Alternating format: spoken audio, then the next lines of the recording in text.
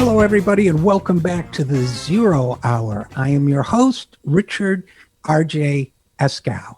A few days ago, Joe Biden gave a speech at Gettysburg, which got me to thinking. Now, I know we have a tendency to over-idealize the military in this country, which can be a dangerous thing, but I think his evocation of Gettysburg was kind of on the spot. It certainly was for me because on my mother's side, I come from a military family that's had more than its share of sacrifice. I had an uncle die in World War II.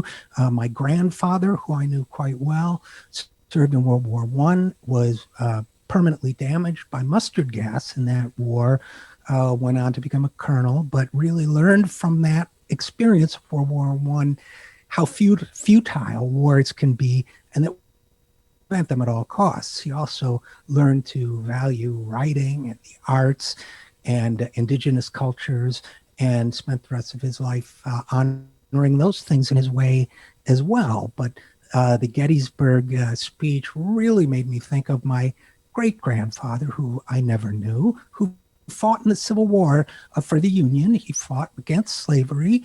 I don't know much about him, but I do know he was shot and severely wounded. The family still has the bullet, but he was left to die in a schoolhouse. I can't remember precisely where. He was left to die and would have died if not for a friend who cared about him, his comrade, who came back for him and carried him while he was sweating with fever and everything else, carried him many miles to a field hospital where they dug out the bullet, and his life was saved. Now, I could tell you that I don't know the identity of the friend who saved my grandfather's life, and by the way, saved mine too, and everyone around me, because if my grandfather had died, I would never have been born, of course. I could say I don't know his name, but I do know his name. His name is Unity.